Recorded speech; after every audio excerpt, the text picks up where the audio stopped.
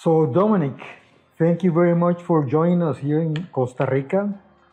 We wanted to take some time to get your perspective on sustainability. So, to start with, what is sustainability? I appreciate it. So thank you very much for having me and for the Arista team to having me here and supporting the event. So sustainability is about meeting the needs of the present without compromising the needs of future generations. It's purpose-driven long-term viability. We want to make sure that our kids and our grandkids all have the same resources that we do. And we're very fortunate at Haworth that we have the executive support and the history around having sustainability embedded in our culture and our values to prioritize it as an organization.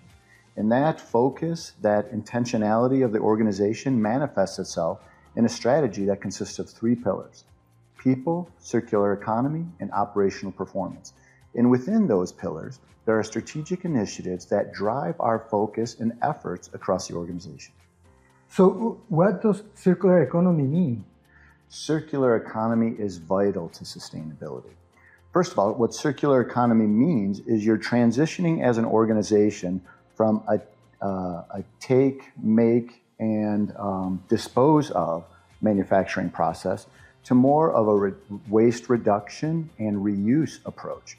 For example, like our closed loop firm, we're reusing the plastic scraps that are created from making the plastic components of the chair and using that scrap to make more components. So how can we be intentional about extending the life of the materials that we use to make the products that we provide to the market? And how does this impact our approach of product design? Product design, it starts from the very minute a designer puts pencil to paper. We have to be thinking about the sustainable materials. We have to be thinking about product reuse. So how do we think about upgradability, repairability, and modularity? And then ultimately, we need to be thinking about responsible end of life. So how easy it is to take apart, to make sure that we can recycle components, reuse components, and ultimately, there is probably a small amount that does need to be disposed of. You mentioned before Haworth's closed-loop manufacturing process. Can you describe it a little bit more? Absolutely. Again, the Fern closed-loop chair is a great example. We have supply chain partners that have really been supportive of this journey on how we can take the scrap materials from making certain components, and that scrap gets reused to make more components. And we want to have more successes like that. The Fern is again, the current example. And per chair, we had about 11 kilogram of carbon emissions reduction, which led to about 780 metric tons of carbon per year based on our annual volume. So it's a great story, and we want to have more product lines that support the closed-loop manufacturing process. So can you speak about Haworth's material chemistry and transparency? Sure, that's a great one. So we developed our banned chemicals list in 2013. It was really around 15 banned chemicals that we were focusing on, PVC being one of them. We took PVC out of all our power components. Now it's been expanded based on regulations, based on customer requirements. We're up to over 5,000 materials that we've banned across our supply chain. And that'll continue to change.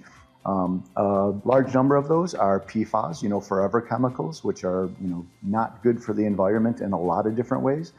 And then many other ones are just intentionally taken out of our manufacturing process because they just don't do the environment good. Great. So finally, can you speak about our science-based target initiative commitment? Absolutely. So carbon emissions is important to everybody, right? We're all trying to be intentional about reducing the footprint that we leave on the planet. And at Haworth, back in 2019, we rallied around the Science-Based Target Initiative, which is really science and research-driven. So there's standardized calculations around it.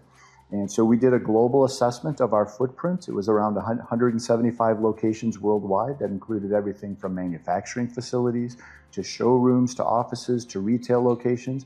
And we assessed Scope 1, which is the fuels we use, Scope 2, which is the electricity we use, and then Scope 3, which is really everything upstream and downstream of our footprint. And really, Scope 3 consists about 90% of our footprint and consists of about 12,000 suppliers worldwide. And so we're being very intentional about driving efficiency improvements within our own footprint, so specifically addressing Scope 1 and Scope 2. And then, of course, from scope 3, we've got to get those 12,000 suppliers worldwide to understand our strategy and our goals and get them to rally to support us on that journey, not only because it's important to us and our customers, but it should be important to them too. Well, thank you very much. Wish you safe travels to Mexico and enjoy the rest of the week. Thank you so much. Glad to be here.